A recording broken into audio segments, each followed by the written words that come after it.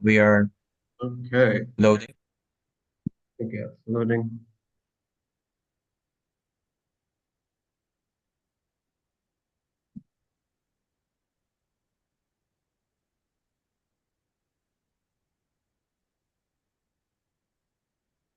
Okay, welcome everyone.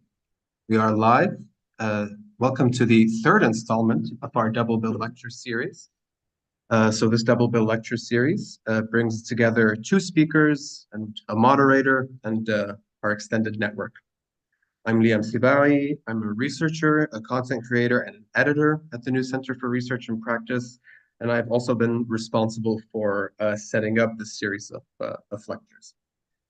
And as I'm sure you are all suspicious, despite all these professional and academic decorations, I'm of course a charlatan, I'm a shyster, and I'm a troglodyte, without a doubt. And in the words of Kanye West, all those colors and patinas fit better on a person like me. Perhaps nobody embodies this sort of dissonance between professional accomplishment and personal shortcomings, between artistic genius and practical idiocy, between expression and description. On the sitcom Good News, Carol Wendelson talks about how, although Kanye West is such a brilliant musician, when it comes to explaining his music, when it comes to talking about sort of any meaning that might be behind it, Kanye West really falls short. And this difference between making art and talking about art is something that I'm personally quite interested in. What can the artist do that the art critic cannot do? What does the analyst of art or the reader of art do that the artist can't do? Or what is the critic allotted that the artist is not allotted? Vice versa. And tonight, I hope to walk this fine line, and so will our speakers. So will our speakers. So, at some point, the aforementioned speakers, Ishita and Georgiana, who I will introduce you to shortly, they asked me basically to scrap the previous draft of this introduction that I had written. Basically because it was sort of too transparent, too descriptive, perhaps too serious or analytic. It had this sort of analytic accent that they felt didn't fit quite well. And by now, I, of course, agree. So instead, I decided to go for something a little more like this, and the Wellesian inside me couldn't resist sort of taking on this authoritative narrator voice. So basically what's going to happen is that I'm going to introduce the presentations, the lectures, then I'm going to introduce our speakers, and then they will speak respectively. They're going to deliver their lectures. And after that, we're going to take questions from the audience. So if you have any questions, please put them in the chat on YouTube. Okay, so Ishita will look at crevices, the notion of crevices in her village, and the fictional worlds that these crevices engender.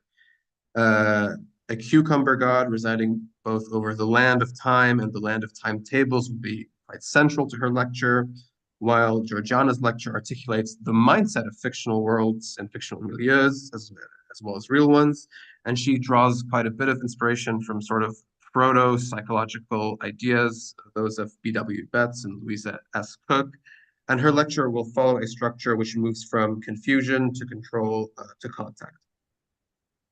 Ishita Jain is an artist scholar crafting transmedia theory fictions to summon subjectivities grounded in grace for multiple end of worlds that haunt the everyday. She has an MA in architectural history from Bartlett, UCL, and is currently a researcher with the transdisciplinary program at the New Center for Research and Practice. Her current research project looks at affective production of more than human environments in pastoral and heritage-bound ecologies in the lower Himalayas in India. Georgiana Cojocaru is a writer and the creator of the Morphing Minds Monastery, an initiative to investigate the pain and thrust of knowledge in all their guises. She believes controlled encounters between literature, philosophy, and science can conduce the refinement of these methods and these tools and these potentialities. Her investigations cover the poetics of Franz Kafka, Clarice Lispector, Antonin Artaud, and Angela Marisco. So yeah, Ishita, please take it away. Thank you, Liam. I'm going to invite everyone to share a world with me.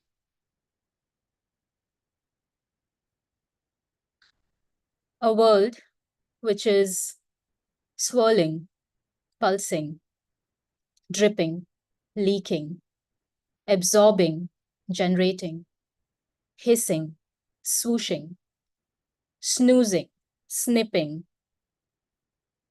snapping, dribbling, bubbling, boiling, toiling, forming, deforming, appearing, disappearing, summoning, banishing, playing, paying, praying, thickening itself every moment, simultaneously.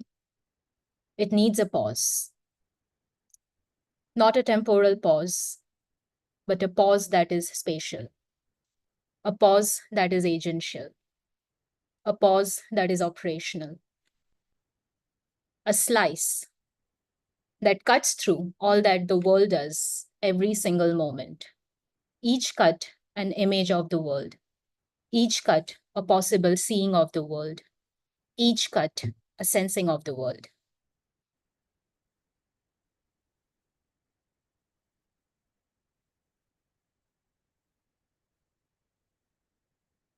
To theory fiction is to inhabit these cuts of the world.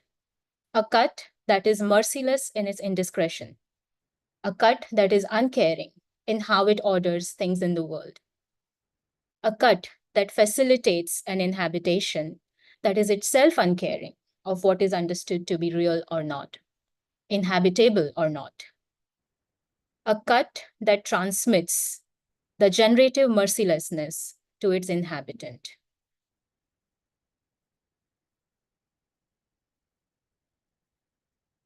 The storyteller is the most merciless of beings to have been born into existence.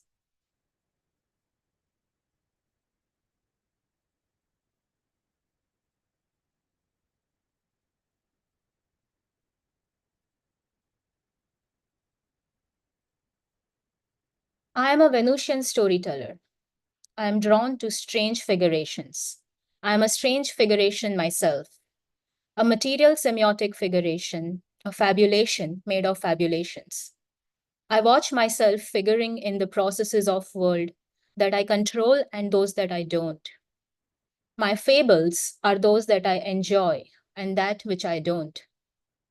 At times, I encounter processes that make pathways of my material semiotic assemblage that I can never participate in, never directly access, and yet can no longer deny as being both mine and not mine, being of the world and not.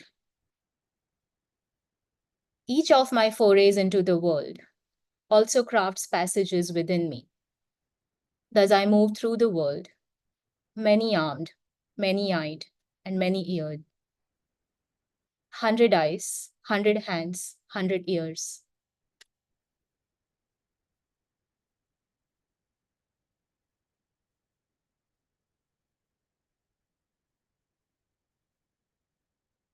The cosmic silence is pierced with a terrifying scream.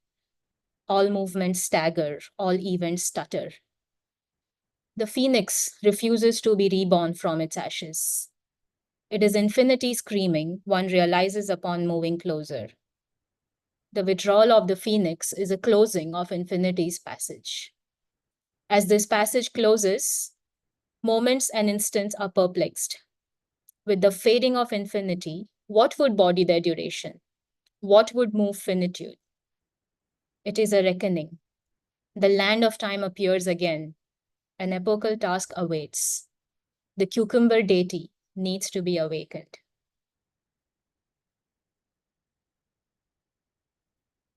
This is my attempt to explore the making of theory fiction as a transversal cut on carefully crafted transpositions released through theatrical cinematic methods.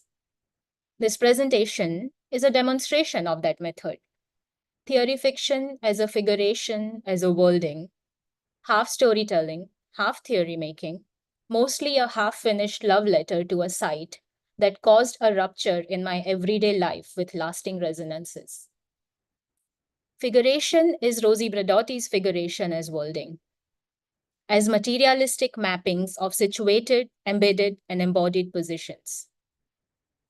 Theory fiction, on the other hand, evades capture as a definition, genre, or form, even when we are quite aware of the genealogy, from Mark Fisher to Reza's Cyclonopedia, along with Lispector and Borges's forms of theory fictioning.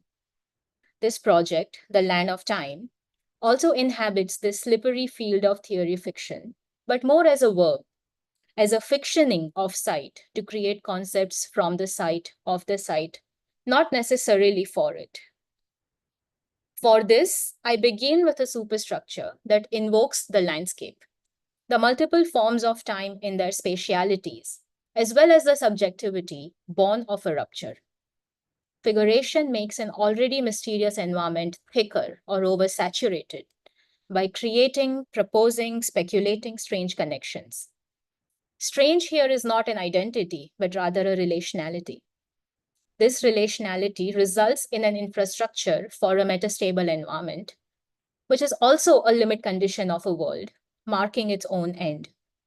The end of infinity, the end of the reign of the phoenix. And yet, the metastable environment carries within it infinite presence. It is pregnant with infinite not yet nows. To theory fiction, this edge of the world, end of the world, is to make visible this infrastructure within which the storyteller can participate. It is to create inexhaustible images that transform into concepts that exceeds metaphor.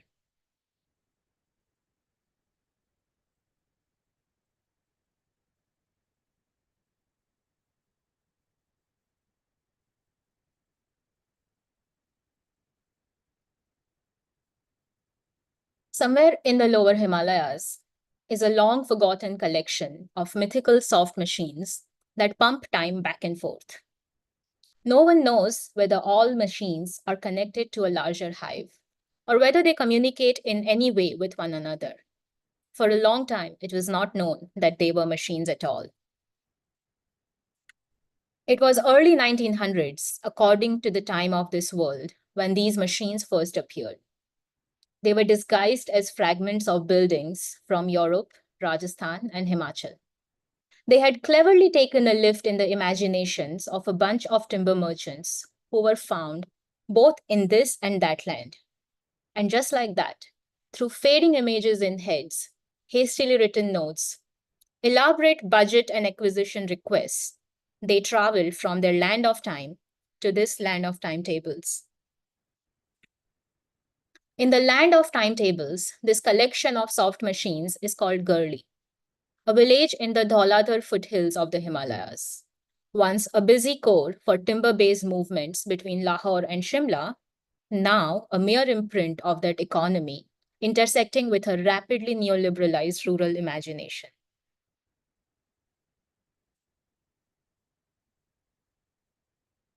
The construct of soft machine originated in burrows. Once a control mechanism, as language, as body, or even reality, it is now decommissioned. Once you start to see them, you see them everywhere. They start to proliferate, become entangled, subverting and overriding the hard edge machinic universe. Humans were not the first soft machines. Trees were not the first soft machines. We now know that microbiota, like fungi and lichen, were the first soft machines. This knowledge emptied the soft machine of its previous control-based memory. The microbiota tells a story through deep time of fluid identities, multi-species mutualism, queer becomings, and most importantly, these are now soft machines that can be mined for memories of surfaces they have colonized without extraction. To listen to the microbiota means to become intimate with the skin of the earth, the skin of the atmosphere, to caress the cracks that fold this world and opens another world to come.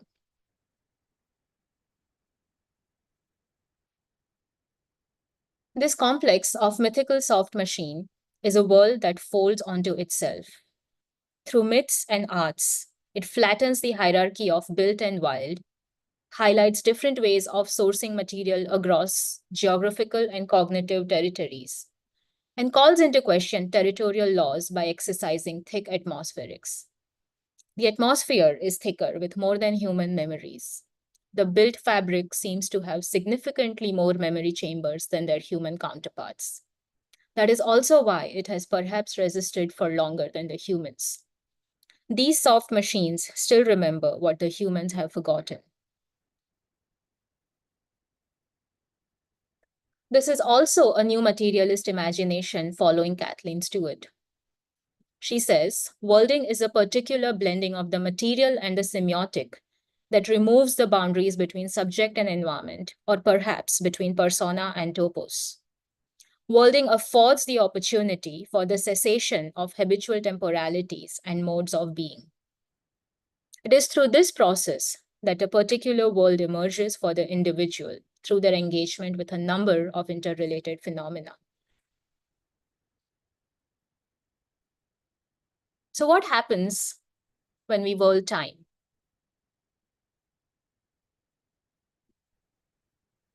Borges called it a world of evanescent impressions, a world without matter or spirit, neither objective nor subjective, a world without the ideal architecture of space, a world made of time, a tireless labyrinth, a chaos, a dream, a world of vibrations, as Abhinav Gupta would say, a world where time is absorbed into pure consciousness. The whole expansion of time, Kal, is established in the vital energy of the breath, Pran. The vital energy depends on vibration. Vibration rests in void. Vibration is subtle movement, subtle in the sense that it doesn't move itself, but rather manifests motion. A subtle rise of energy, which then manifests as vital breath. And the movement of vital breath is the expansion of time. In the land of time, time is breath, a correlative manifestation and withdrawal. The process of swallowing time is a process of controlling, observing, and sublimating breath. Only when time is swallowed can the fluctuation between subject and object cease. Time is the creative impulse characterized by sequence and non sequence, as they are manifestations of the will of the absolute consciousness. In the land of time, time arises only when will become actions. And so the storytellers in the land of time begin with learning how to breathe. They learn to recognize the pran, the vital breath coursing through the world in different manifestations as different actions. When you walk across the land of time, this is what you will see. Time swallows the world with its gaping mouth, and a line drawn on water with a stick quickly vanishes.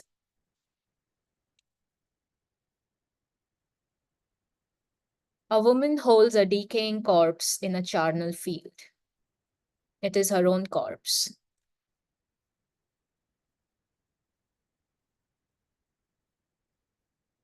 She looks in the mirror, a magical mirror that shows the stories she's made up of, a tapasvi. All she does is look into the mirror, following all the stories that make it, till they start vanishing. Slowly, gradually, at times a story takes away a limb, other times it takes away memories. She unflinchingly keeps gazing in the mirror till she disappears with the last of the stories. And then Hafiz, who has been hiding in the land of timetable, asks, what do we do about the moon? 3 moons appear in the land of time in answer. Words in the land of time are empty, activated containers. They hold a profusion of meanings, waiting to be kindled. Only such containers, empty and profuse at the same time, could be used to invoke the cucumber deity. In this profusion of meanings, time becomes a multiple enfolding. It is no longer a universal outside of matter, but has a history, leaves material traces. This variegation of worldly phenomena into subjectivities and objects of their perception is the defining feature of time. It is also Shiva's creative active power. It is the creation of an intersubjective gap alongside the gap between subjects and objects. In this intersubjective gap, time is created bound to differentiated experiences, resulting in multiple temporalities as well as multiple materialities.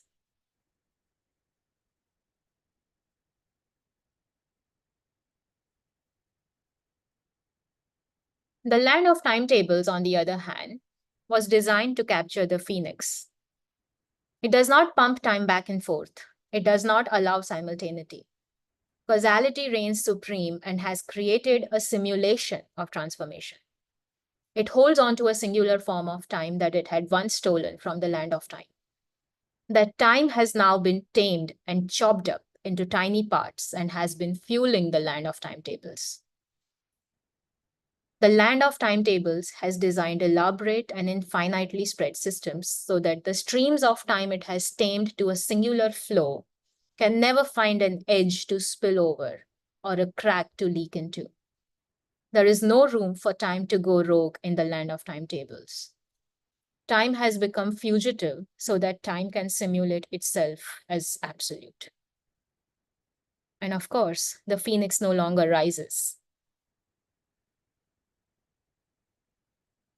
The ancient craft of storytelling is one of the most elaborate technologies to bend time. Both the regimes of time have been engaged in a fierce battle to control storytelling so they can control time. Every moment, everywhere, the land of timetable only tells stories of the same time. Each story is monitored, every storyteller indoctrinated through a rigorous process to become the storyteller supreme or supremo. And now, the land of timetable is overpopulated with these supremos, all of them using the same techniques to tell the same stories to create the same imagination. They are trained to move the story as far away from their bodies as possible. For it is in the bodies that stories churn. It is in the bloodstream of the storyteller. New galaxies are born. Bodies become space and text, and reading these spaces as bodies, as text, creates more storytellers. No two storytellers are born in the same way, because no two storytellers read the same world. In the land of time, all bodies exist as fragmented wholes. They have a patchwork of multiple skins of different opacities that make visible the multiple interior operations of their movement. Through the layers of passages that these bodies are, other bodies and other passages can be seen. A body is never the body, but always bodying. Time doesn't just flow through these passages, but also transposes as flows upon multiple flows, creating rhythms and resonances. In this realm, the bodies do not merely move through, but the realm moves through them. Their transparent skins render the movement visible. Upon an encounter, these bodies would ask, "What moves through you?" Each of the patchwork of skin was different, and yet what moved through them was the same, although configured differently within each unit of the transparent skin that created volumes. Blood flowed together with memories, and nutrients shared passage with desire. And thus, the land of time was where everyone was themselves and others simultaneously. Everything was same and different simultaneously. Oftentimes, the land of time successfully transplants its own operations into the land of timetable, secretly, covertly. Songs are one of the smallest tools. But if we look closely at a carnival, a festival, a seance, an invocation, a dance, we find the strands of time that have been rescued from the timetable gleaning through. In these cracks of time, the scintilla of wisdom emerge. The landscape architectural soft machines in Gurley is one of the most covert operations transplanted by the land of time. Its monstrous materialities hiding forms of time that are fast disappearing. The cracks under the ground hide the slow release of water into the water table. The linear crevices along the road provide smooth passage to any excess water to its home, the river. The holes in the soil carry rocks, which in turn carry the memory of the ocean that used to be, where the Himalayas currently are billions of years ago. And the cracks on the abandoned houses are haunted by the future more than human world to come. Skin is the leaky interface through which a world is made. Borrowing Serre's concept of the milieu, Stephen Corner understands the skin as neither active nor passive, inside nor outside, subject nor object, but rather as bound up in a wide range of changing and contingent relations with the world. For both of them, the skin is where the world and the body meet. It is that which intervenes in the things of the world and brings about their mingling. In the land of time, skin is the hydraulic system that has become a thriving terrain for multiple forms of time to keep moving. On the surface of the skin are marks, holes, and cracks that hint at the intradermal circuits through which time flows. Sometimes as blood, sometimes as water, at times as electricity. But in the land of time, time flows as and through root systems of other lives. And on the skin of the architecture, this time is seen as failure of the built environment. And yet, it is also an explosion of the useless natural environment. Valeri's skin was the deepest. Deleuze's skin was the limit. Simondon's membrane imply a milieu, an ecology, an environment. The skin, the membrane, already an organism with multiple submilieux, subchambers, crisscrossing interiorities and entangled exteriorities. Where does the inside of the membrane meet the outside? What is the organism and what is the environment? In an entangled world, the organism is the environment. The storytellers are their skins. The environments they inhabit are a montage of membranes. Architectural history is also an account of the morphology of these membranes as they respond to the fictional body that has been constructed. The focus of architecture has always been to be the membrane that maintains, intensifies, and reproduces the distinction between that which is exterior and interior. To contain, to protect the constructed body with its own politics and ethics. Rethinking and denaturalizing the constructed body to become a milieu of chambers and subchambers, crisscrossing across the fleshy, porous, wet ecology, opens up a notion of architecture that can also reproduce this fleshiness in its own skin as its own skin. An architectural imagination that is leaky, fleshy, porous, juicy, wet, nourishing.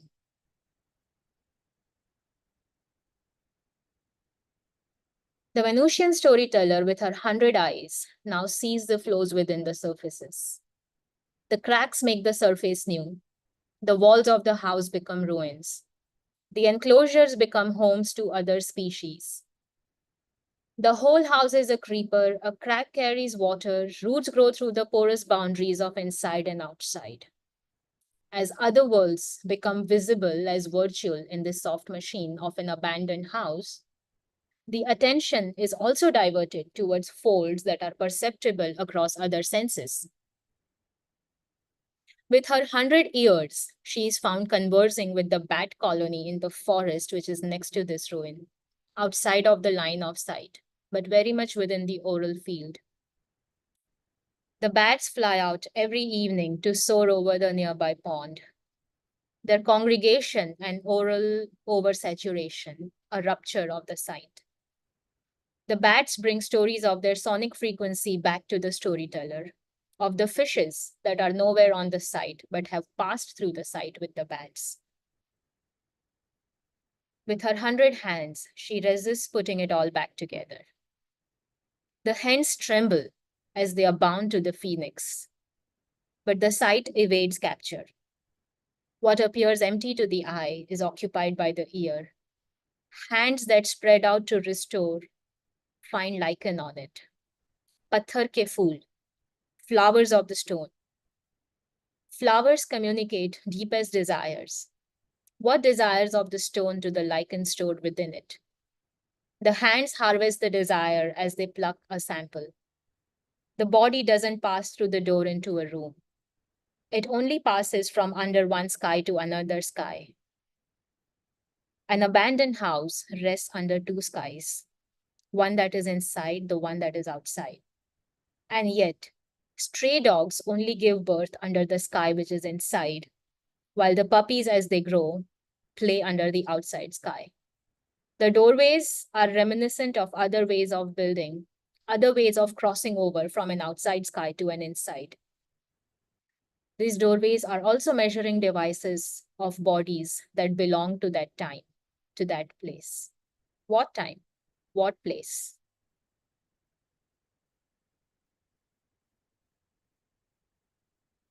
A fermented skin, a skin which is already alive, breaking itself down to release more energy. Cow dung, hay, and soil, metabolizing with each other to become alive, produce through reaction what is otherwise not present in their individual states, and remain alive long after the human inhabitants are gone. A thick skin that hosts all these reactions within it, creating passages and chambers for heat and cold to be trapped within. A skin that slow releases lifeblood, as heat, as energy, as life. When the living ceases to happen in the house, this thick, fleshy skin becomes damp with roots of plants flowing through it.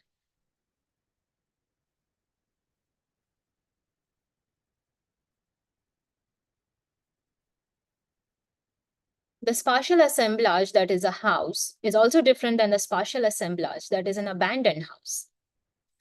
Architecture, then, is also a socio-economic, political, experiential, historical, more than human figuration.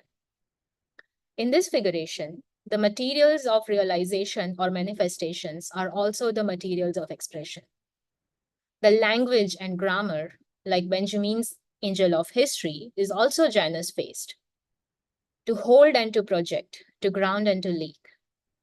And thus, studying architecture as a membrane rather than a container brings to focus a microtectonic at play, where material temporalities are accessed.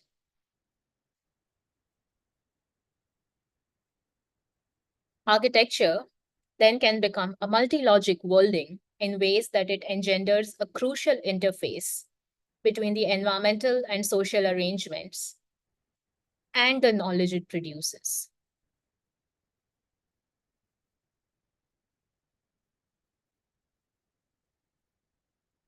What were once walls and windows are now cracks and holes, new grounds, both literally and figuratively. Literally, it holds the roots of a tree that can grow anywhere and does grow anywhere. The people tree, the Ficus religiosa, common man's tree that is home to the gods and demons. The tree that exceeds the capacity of the everyday, that hosts the sacred. The tree that is important to men, but dangerous for the home. What is this divide between the man and the home? What can grow in that ground? And then again, what is the crevice in this abandoned house where the ficus grows uninterrupted? What does the house become when the men leave?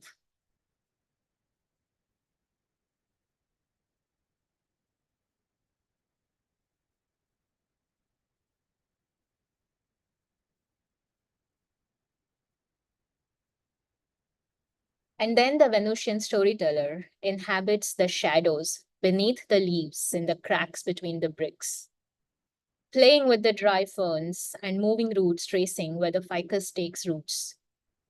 But what makes the trees sacred is that its form cannot be known, neither the beginning or end of it. Gods abhor that which is obvious. Each ficus always takes birth from an unperceived root, a mysterious birth and a deathless death. She meets a bird in the shadows. She takes flight with her, feasting on the figs of the ficus. The seeds go through the digestive tracts, enters the gizzard, a slow pumping, soft, wet, muscular chamber that grinds other food, and yet the seeds of the fig just pass through without change. The storyteller enters the seed and finds herself rooted in the most unimaginable places. On the roof, awaiting some soil, in the walls, awaiting water, in the bark of other trees, awaiting neglect.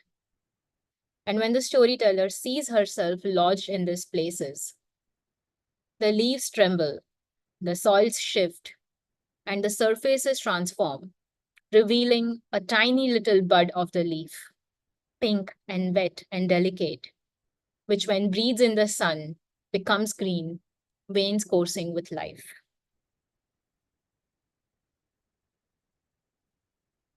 In the introduction to the space of technicity, Andre Radman and Robert Gorney highlight that beyond the still extrinsic conception of production of specific socio-technological environment assemblage, technicity arises from and is thus intrinsically connected to the production of a more abstract space of possibilities, generated by and associated with different assemblages and how they work.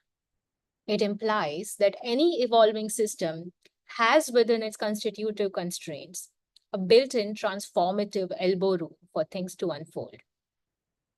This elbow room is no actual space, but a virtual one, a space of immanent powers and forces, a space of intensities.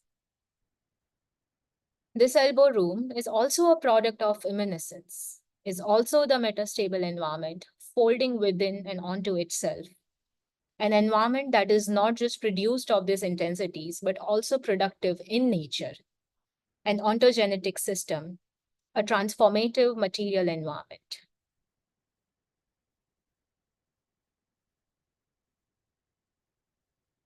A subjectivity emerges from this metastable environment, a subjectivity that finds itself cataloging the excess produced in the metastable environment, a subjectivity that works through the world in fragments, one that is a cutter of reality to formless excess, while the other takes clear categories through small turbines of discernment humming to segment particulars from the loose strata of wonder.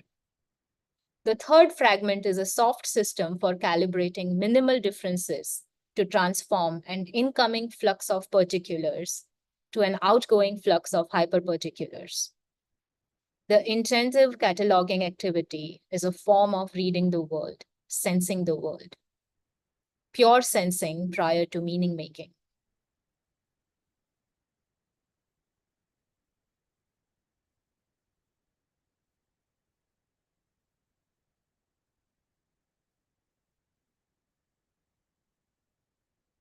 Such a subjectivity can no longer speak, only sing or stutter.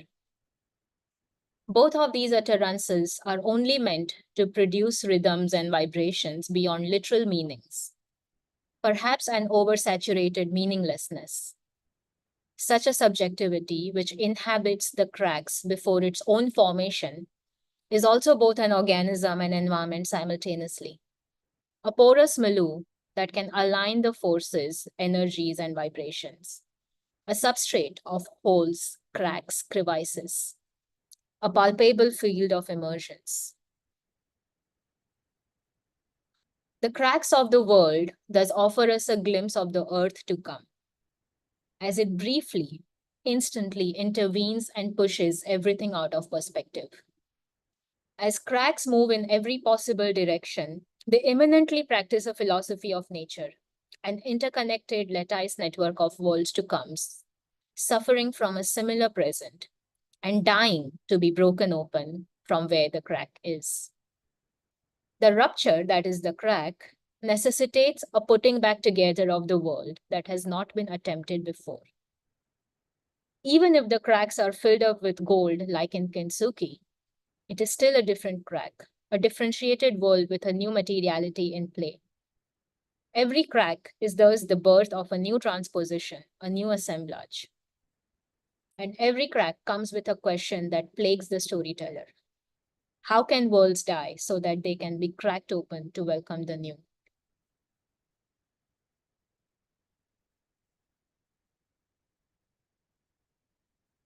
The utterance to invoke the cucumber deity lays in the cracks that have always inhabited the Mahamrityunjay mantra.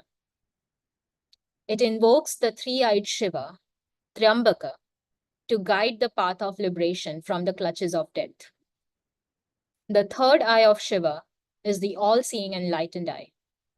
It is also significant to note that the opening of an eye between the two eyes of Shiva, who himself personifies non-dualism, suggests the formation of the third through the two.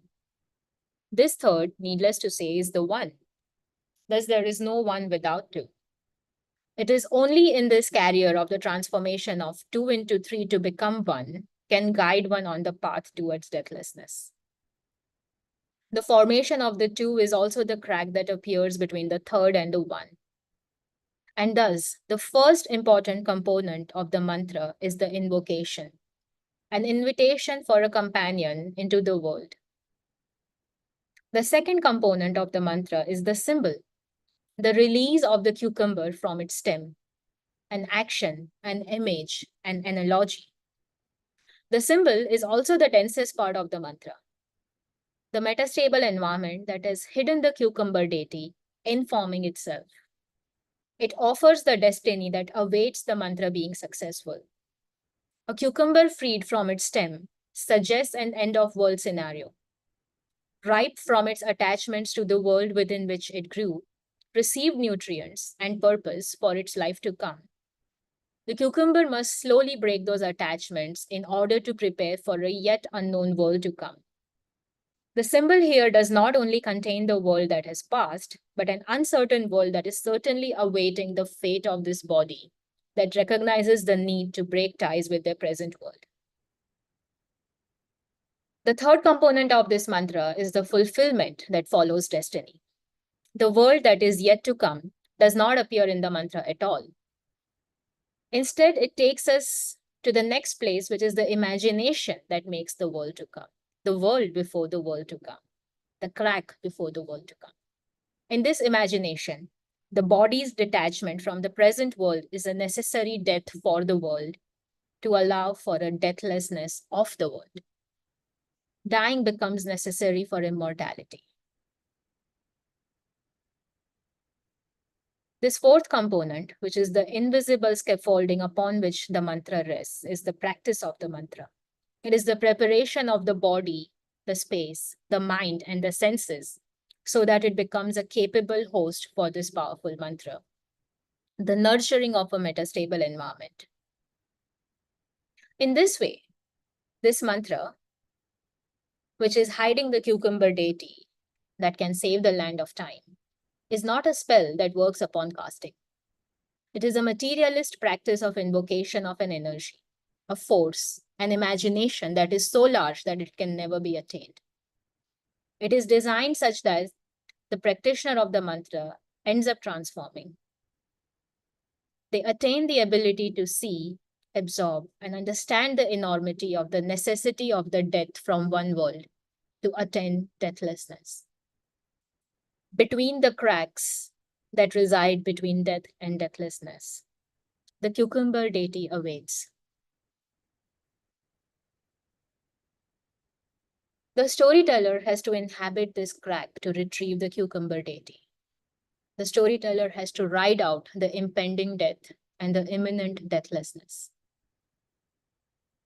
The storyteller has to be a pirate, retrieving the world to come as death and deathlessness conspire.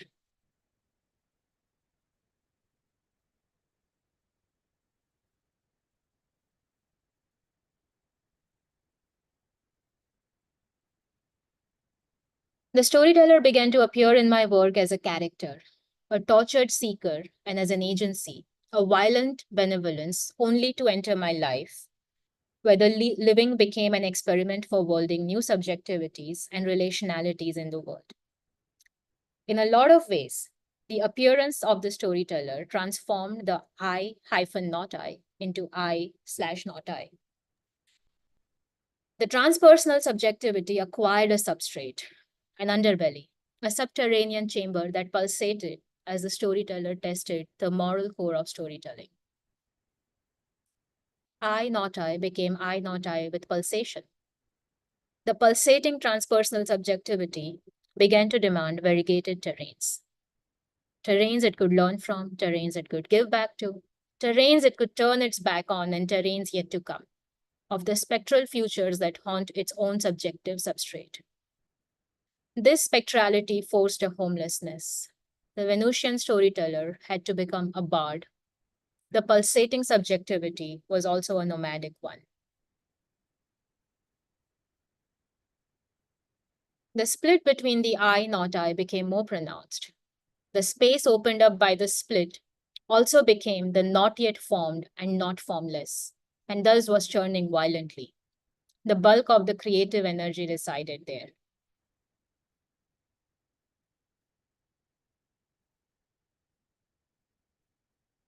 However, the I and not I also began to pursue their own vectors of individuation, creating force fields. The nomadic, pulsating subjectivity of the storyteller is still the realm of pre individuation that animates the vectorial emergence. The storyteller is now a recursive subjectivity. It is informed both by the domestic everyday of the I and the otherworldly, eruptive now of the high romanticist not I. In this subjectivity, the time senses of the I and not I are both troubled as well as coalesce to propose a now then. The everyday and the otherworldly leak into a collective substrate, making it a singularly charged space where deep enough, there is a realm where the distinction of the I not I vanishes. From that realm, a new non negative vector emerges that feeds the storyteller. The storyteller is thus always born of the world, not necessarily for it. And yet, it has to feed the world what might be transformed into its own sustenance. This meta ethical entanglement is at the root of my next figuration. The I in the I not I, upon its emergence, felt like a split that propelled a dark vitalism, an interim rite of passage. But as it has undergone an information over the passage of time, the split of the I has become a fold, an extension of the known into the unknown, a vector of grace. Through what figuration does grace become a generative fold? As a porous and leaky substrate, such a world, in its different actualities or manifestations, can pass through and lodge in the cavities and metabolize as subjectivities, crafting new nomadic passages. This porous substrate, such porous substrates, must be nurtured as metastable environments, from where the vectors of crystallization emerge as nomadic subjectivities. What does Ishita, I'm very sorry, but I need to give you a time warning. Very sorry. I was just on my last word. Sorry. What does it mean to nurture a metastable environment? What forms of grace are available for this metastable environment?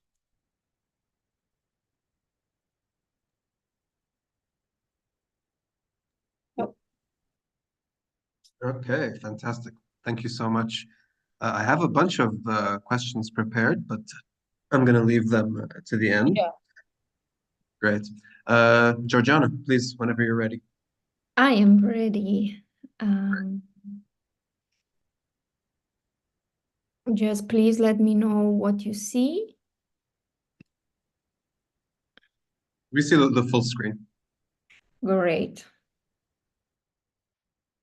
Right. Okay. So I would like to start up with a premise, because I guess I don't have the most unambiguous title for my presentation. Do you hear me well? Yes, very well. So for my presentation, I've entertained a couple of semi-developed concepts, not yet fully formed, but that I wish to test against some hybrid literary examples that I've followed closely or that have showed up in my mind when trying to do some work of my own. Emil Cioran, Lynn Heinian, Jason Mohagesh, Antonin Artaud, Franz Kafka, Rob Duncan, Raymond Rouillère, Marina Wishmit, Danny Hayward, and Galina Rimbu are some of the minds around whom I've prepared a ravel of unready yet unlost thoughts.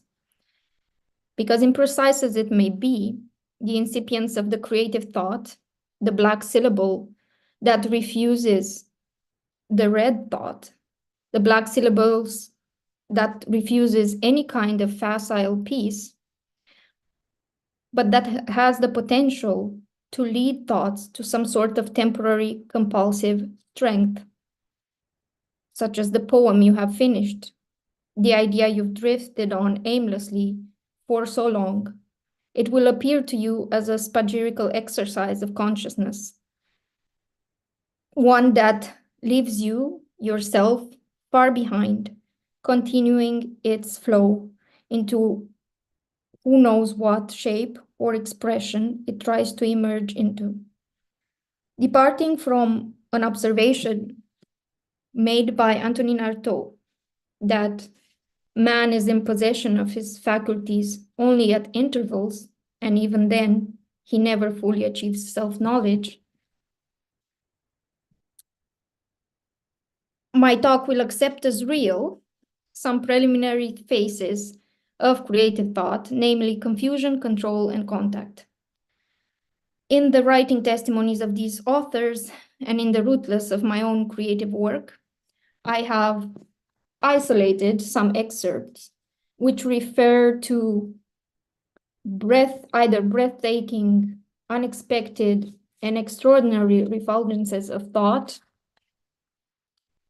of attention and inspiration, or at the opposite end, leading to unlocalized, unforgiving fens that throw it into imbalance and flounder, that destroys and distort the incipience of thoughts. Moments when the cantus of thought sounds rigid and merciless, resistant to the harnesses of higher order faculties of the mind, and your attempts to free them. I would like to think, and this has been true at least for my life, that poetry will shake your mind of all its ducats, and if it wants to. By ducats, I mean both self-defenses and learned, cultivated disciplines, techniques, and maneuvers, stuff you do to trick your thoughts. However, in states of pain, when the way-making of clarity, the clearance of form and structure are denied either by a mind convulsing circularly in its own pathological states, or because of the empire that have already chosen a life for it, poetry will exit forward with enough motivation and energy spending as a solemn lilt, a semi-joy.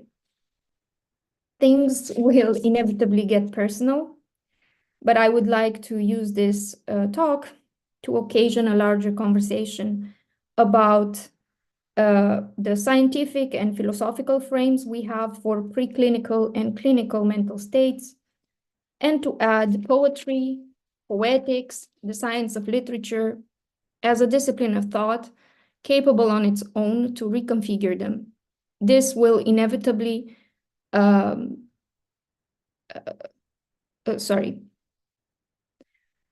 despite groundbreaking discoveries in neuroscience and attempts coming from philosophy of mind or of computation, I would argue that poetics and sometimes philosophy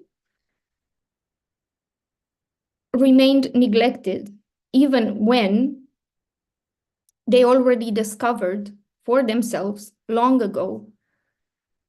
And despite the intricacies of thought, and despite being the bravest and the bravest to stay close to the contentious yet dangerous furnace of mind, heart, and heart. I would like to apologize in advance if my talk will sound sometimes contentious, or if I've collapsed into facile conclusions. However, in my defense, I would like to add that I did burn myself more than a little. Right, so let's start with confusion.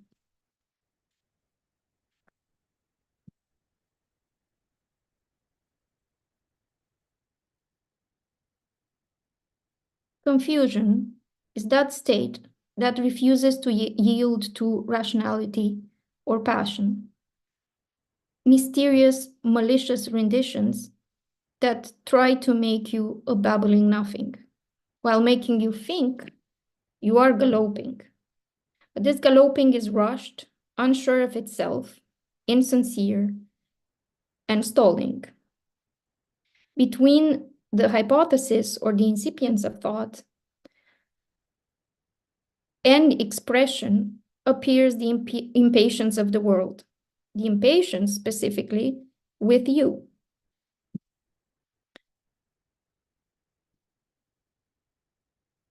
One second.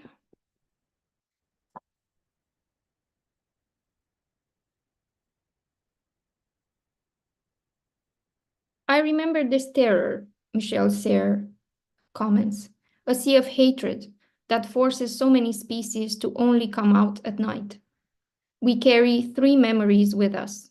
I remember my own violence, which my father drowned by throwing glasses of water in my face. But I especially remember the violence of the last wars, from Spain's war to the world conflict, from its horrors to the colonial liberations. These atrocities that set the hatred ablaze to the point of extreme extinction, then became joined with the nightmares taught to me by written culture.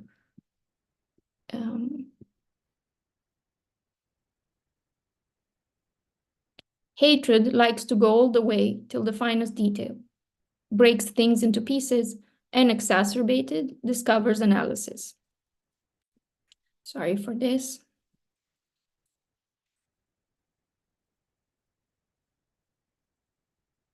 One reluctantly accepts the path of analysis, one more illusion among others. To exorcise the hatred sheltered into you and now preserve a self-hatred, one needs to commit to some determination, to believe in a version of transformation. Here, there are no absolute sensations. Artaud, for example, speaks of mental malformations, oppositional resistances, stubborn, stronger, immune to old-fashioned analysis. I'm going to read a bit from his correspondence. But basically he's saying, I am not me, but I can be something, though. Maybe a form of coherence, a small, tiny coherence.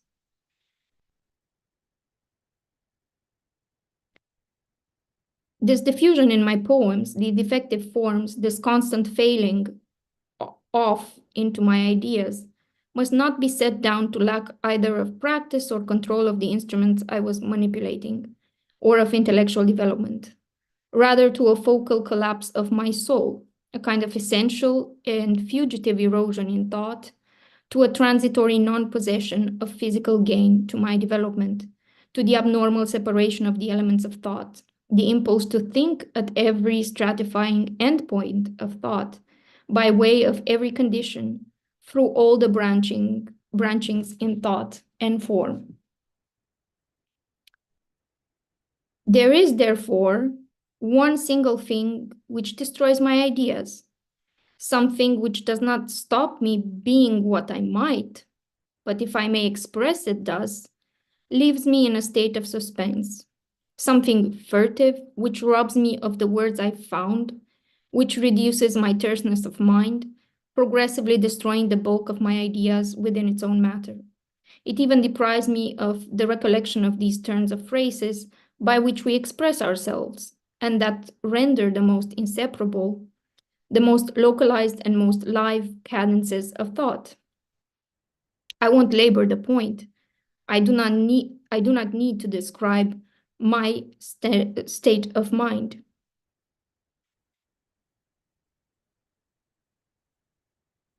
And I'm paraphrasing now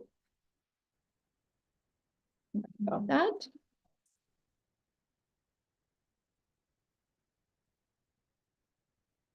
He basically confesses to Jacques Rivière that no amount of editing is going to leave behind the state of confusion. Okay, 1 second. Right. Then,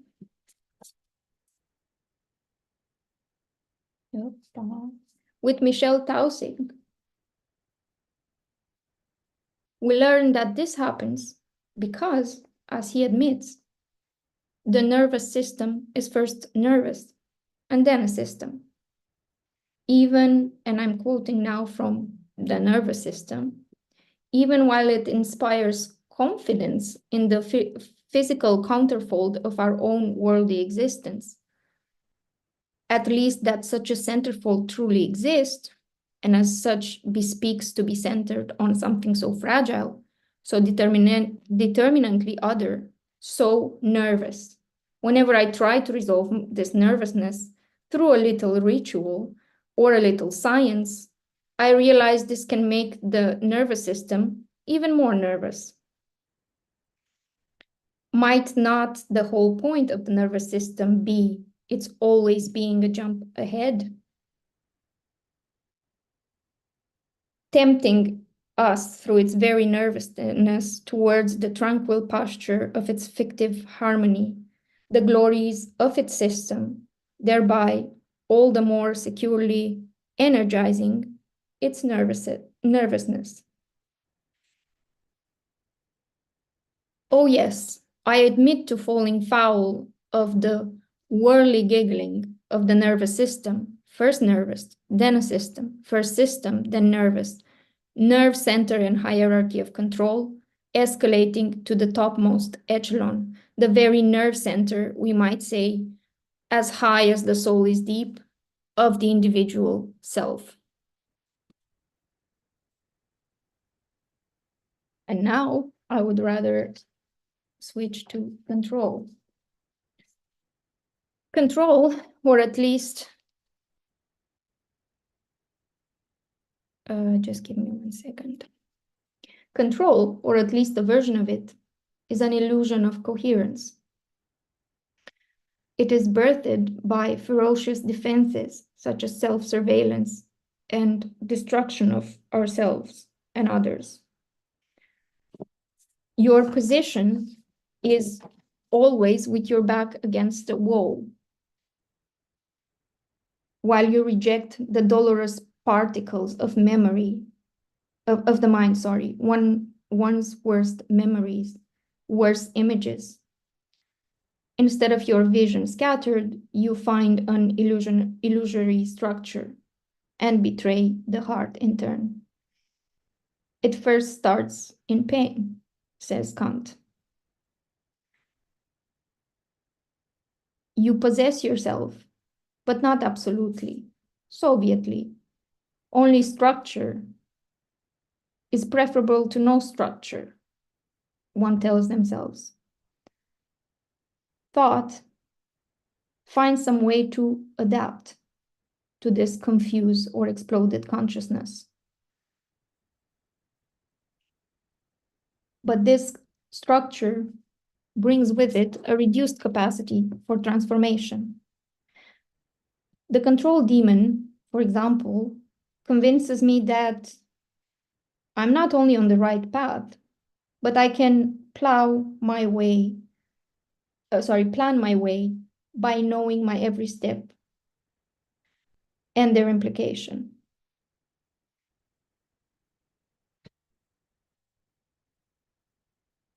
Control, understood as such, might be even attributed to some sort of cunningness, Ulyssian cunningness. In my case, it translates as a hypomanic state of creativity, where I trust myself to be a Carpathian she-bear of words or a lynx. I accept or resist the hands-me-down of circumstance,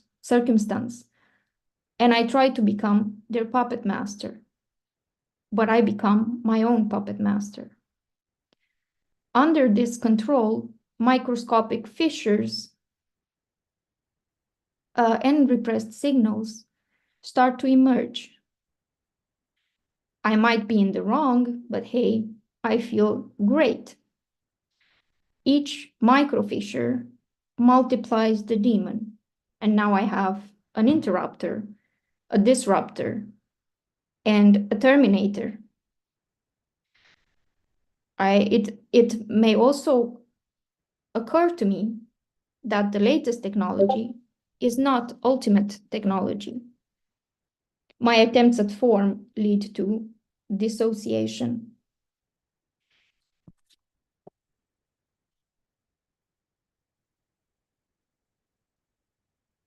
I'm going to take a 3 seconds break to go through the slides.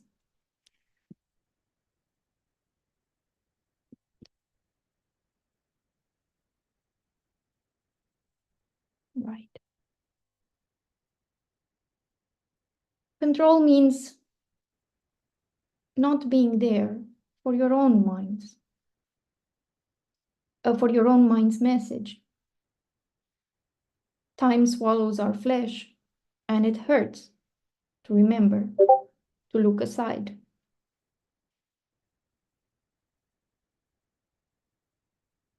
It's a sort of bitterness and of stubbornness that is not doubled by wheat. But bitterness is patient. Bitterness also may tell you how to move forward. And now we reach the last stage, which is contact. This demon has many names: clarity, clearance, release, expression, emotion. I will try to arrive with my slides to contact. Something true and a part of truth comes forth. These are the moments where I sit exhausted and wait. I hope for the demons inside me that pull me apart to make a mistake. I wait for them to do so, then I jump on. I bring my instruments and start chewing the night. I drill, drill, drill into this thing that creates me. I sense a possibility to be remade, little by little, by ratios of thought. I start to imagine, as in a cave, Celan's Romanian buffaloes, the throng of forms you read in the Carpathian range. the heart of Jesus in majesty. At my side, my partner's advice is sweetly, gently, analytical. I, on the other hand, I am overstimulated. He holds my hand. Do not dissipate. Stay here. It's just like that strenuous delight of picking up berries in the sharp sun.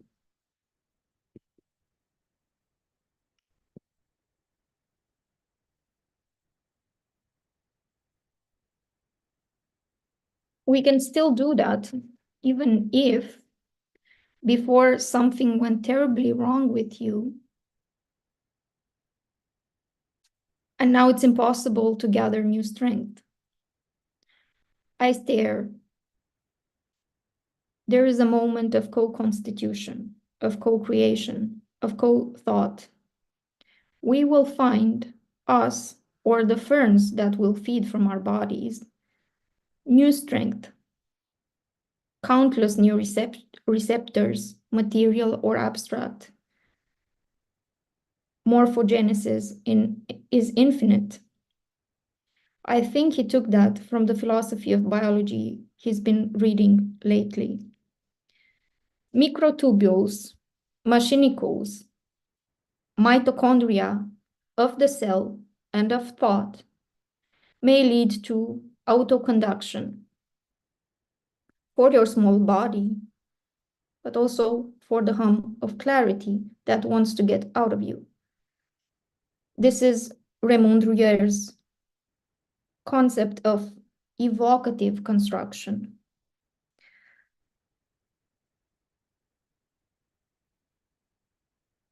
The mine shafts of thought caught in the murkiness of the fen, the mind's dead tissue, exhausted by the primitive brain's quest for survival. But we are still possible, and it's possible to live ourselves. And now I would like to read from Galina Rimbu in the translation of Joan Brooks.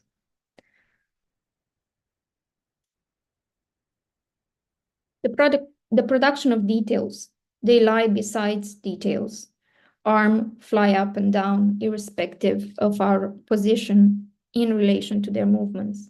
The earth is dug up, as usual. Access to the mines is closed. Where are your headlamps of language to illuminate this darkness with direction? But the forehead is tense even without light, frothing up a different darkness, besides the garrulous being located in history.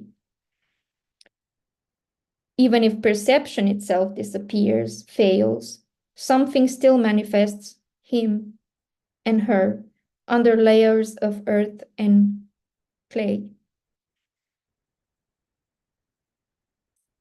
Perhaps there will be a moment when perhaps there will be a time when this moment will be recreated exactly with no loss of content, when we see them gathered from another vision. Only clay and stone hold them back from the perception of what is happening above. And I would like to finish up with an excerpt from Robert Duncan, Bending the Bow. I entered the poem as I entered my own life, moving between an initiation and a terminus I cannot name. This is not a field of the irrational, but a field of ratios in which events appear in language. Our science presumes that the universe is faithful to itself. This is its ultimate rationality. And we had begun to see that language is faithful to itself. Wherever we learn to read, the seemingly irrational yielded meaning to our reason. But here language does not mean that the tongue sounds and no more. A sign is written on the wall. The blind and deaf may read the language in shapes felt and forces inscribed. Let crowds or clouds enter at the stage. They tell us something. Olson in Maximus, letter from 1959, paces off boundary lines. And yet a poet has told me this ceases to be proper to poetry. But surely everywhere, from whatever poem, choreographies extend into actual space. In my imagination, I go through the steps the poet takes so that the area of township appears in my reading. Were I to go to the place and enact the text, I would come into another dimension of the poetry. I am talking here about the fact that if a man sets his heart against falling in love, he will find the poetry of falling in love empty and vain. The poem is not a stream of consciousness, but an area of composition in which I work with whatever comes into it. Only words come into it, sounds and ideas. The tone, leading of vowels, the various percussion of consonants, the play of numbers in stresses and syllables. Do I still have time? Yes, go on. Nice. For how long can I speak? We should get to questions soon, so if you can do it in maybe like 4 minutes, it'll be good. Right. Okay. Then I would just like to disambiguate a bit the evocative constitution that comes from Rouyer, who attributes morphogenesis, or like to him morphogenesis or consciousness is not are not analogous terms. They are one and the same. And he collates morphogenesis to the creative act itself, which is itself part of the transformation of consciousness and therefore of life, but not only. Finally, under all of these aspects, this is from Philosophy of Morphogenesis, the genesis of living forms. Finally, under all these aspects, the morphogenetic factor is revealed to be very close, not to a mysterious vital principle, but to the immediate experience of consciousness. All these aspects, themes, autoconduction, are at the same time aspects of consciousness. Consciousness is not a passive knowledge, but the active unity of a behavior of perception.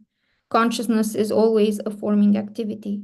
It is always a dynamic effort of unification, without which behavior would be a pure collection of movements, and perceptions a pure juxtaposition of physical-chemical effects able to be imitated by machines. It is therefore natural to suppose that morphogenesis is, to the contrary, always consciousness. This hypothesis, we must underline, does not consist in saying that consciousness explains morphogenesis. It rather asserts that consciousness and morphogenesis are one and the same. It is nevertheless important to understand that psychological consciousness, whether human or animal, that perceives objects in the world and acts on the world, is a morphogenesis in one particular organic domain, so not that of thought or abstraction. It is the morphogenesis of a nervous system, those veritable amoebic colonies that constitute the systems where liaisons are incessantly made and unmade according to themes derived from a broader theme. And I think I am ready to end. Thank you. Well, thank you so much, Georgiana. Yeah, I'm gonna sorry, go I ahead. was behind with the slides, so if anyone wants me to return, I'll leave this cute capture from Dumbo.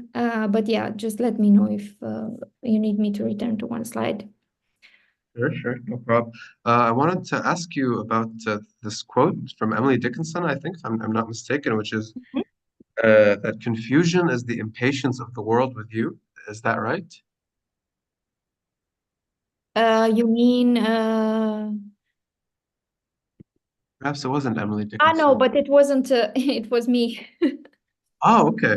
Well, Yeah. can you tell me a little bit more about this, or what in the world creates such impatience, or what gives perhaps the world the capacity for impatience? Perhaps this is a wrong framing of the question, but I wanted to ask you to engage this a little more. Right. So I was looking for another word for anxiety. That itself can be reductive.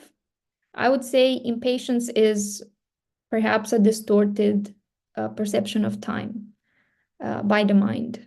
That, for example, it doesn't have time, or that the world is impatient to you. And I think this was either in the control or confusion.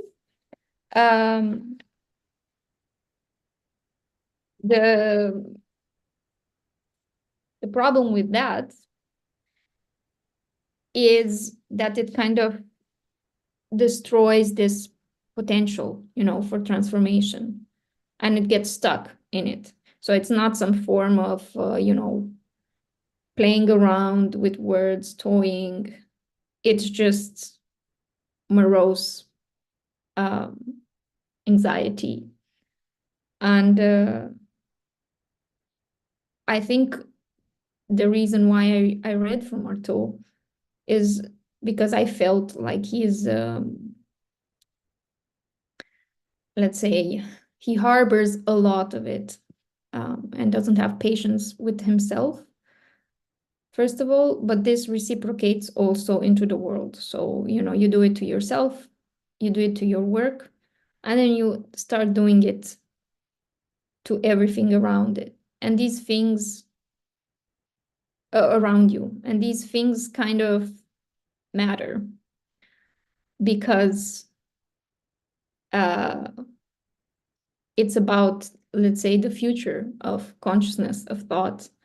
And yeah. I see. First, can I ask you to please stop sharing your screen Oh, first? Yeah, but I want to ask a question to the both of you because it seems like time is very important for both your lectures, whether it's time as swallowing or as a timetable or time as repeating. So I wanted to ask you both to talk about perhaps the importance of time in your lectures, in your respective lectures. mm, Do you want to go first? Should I go, Georgiana? oh, you can go first. Okay. Um, the land of the land of timetables actually is also my nod to one of my mentors, Professor Shiv Vishwanathan, who wrote about India's response to the COVID crisis as a form of timetabling. And that's somewhere, how much the imagination of public health, the imagination of public health policy, how it infiltrated making new myths of public response. All of that was sort of encapsulated in this state-driven imagination of time. And that was not the time that I found existing around me in the everyday. And this was also not when I was in this village in the Himalayas. I was very much in the NCR region of India. And the time that the time that was experienced on ground was a very different time than the discursive time that inhabited or almost was floated into a public imagination.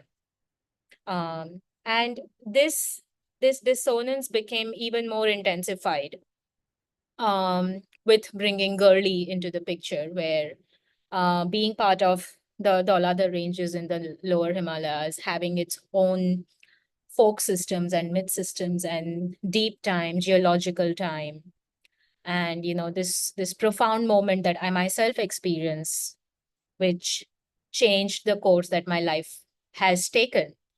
All of that sort of became markers of transformation, became points of rupture. So an experience of time became a point of rupture for a future to come. And it is with these kind of experiences and tracking of how time was both weaponized as well as time has sometimes rescued. But what became really important was that time was not absolute, and different uh, different actions, different human, non-human, more than human actions produce different kinds of time. So that's sort of the source of my engagement. I see. Georgiana, do you want to talk about time in your lecture? Sure. I think like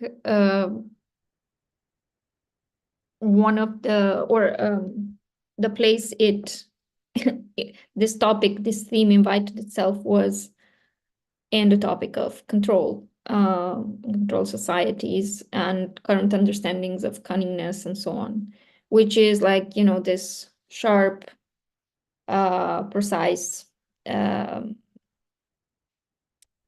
bird's eye view knowledge of yourself and of your enemy and knowing your next step and so on. And these things, of course, cascade also into, paradigms in psychiatry, into the way we try to heal and or not.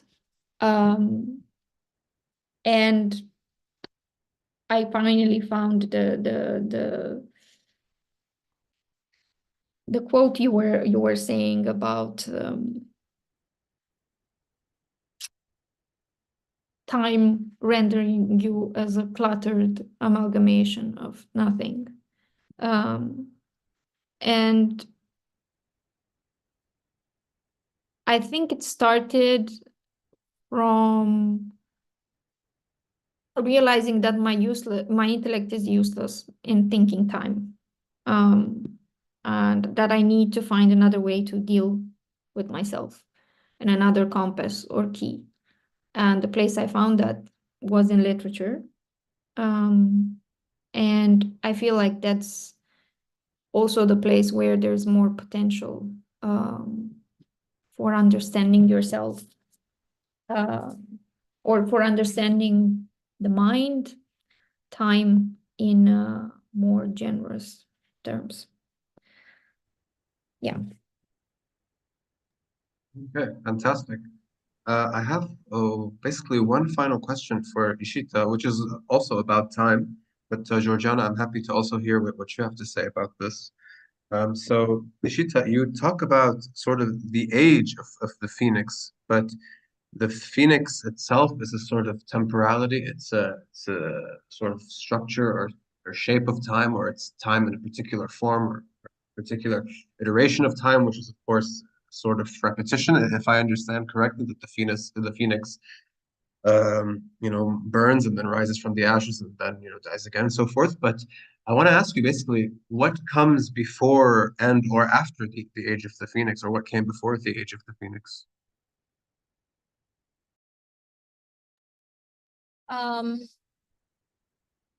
I'm not sure if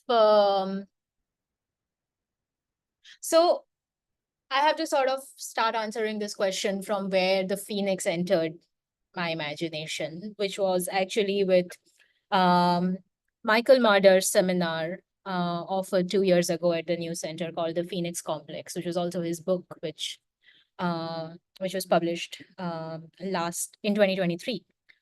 And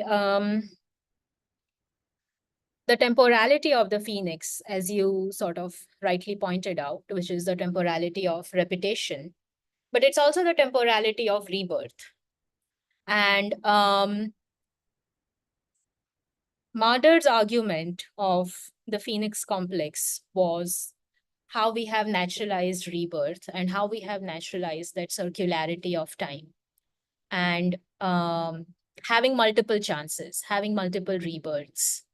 It is from that same phoenix complex that, the ecological responses of recycled reuse also come from. Like, the paradigm of the phoenix complex, that's what he traces through the book. He traces it across, starting with the first mention of the phoenix bird in Egyptian literature, in, Latin poetry, to coming through responses to that kind of circular temporality found in Confucianism, in the Bhagavad Gita, in the Hindu philosophical systems, Russian cosmism, how this imagination of the phoenix has sort of guided the idea of rebirth and guided the idea of infinity. So the temporality of phoenix is endless circularity. It is this idea of infinity. And in most descriptions of the phoenix, in most imagination that occupies, how the phoenix rises from ashes, it's always the same phoenix that is reborn. That is the myth. As opposed to the cucumber, when the cucumber falls in this invocation to Shiva, which is this mantra is chanted almost on an everyday basis to prepare yourself for the death that is to come, but also very, very frantically at the time of death, because to gain strength to accept death so that deathlessness can happen, right? And in that, the invocation of the cucumber, which is that the liberation from death is similar to the cucumber releasing from its stem. It is that idea of the lack of attachment to your own body, to your own purpose. And the multiple afterlives that follows a cucumber when it falls. So it's not really, just because the cucumber is released from the stem doesn't mean the cucumber is dead. The cucumber can then become pickle, the cucumber then becomes salad, the cucumber becomes pancake, so on and so forth. But the cucumber keeps transforming. And, which is not the temporality of the phoenix. The cucumber does not return back to the stem as a cucumber again. It passes through earth, it becomes rubbish, it becomes compost. The cucumber, the matter of the cucumber, using new materialist vocabulary, the matter of the cucumber can go reside in other materialities elsewhere. And it is that passage of temporality that is something that I'm seeking through this, through building this kind of, that because of this endless circular repetition, we no longer can grasp infinity as well, because now our spans are about the next now. And since we cannot grasp infinity, the phoenix refuses to rise. And therefore, we have to look for these transformative temporalities. Fantastic. That's very well put. Well, thank you so much, Georgiana, Ishita, and thank you all for watching. Thank you so much.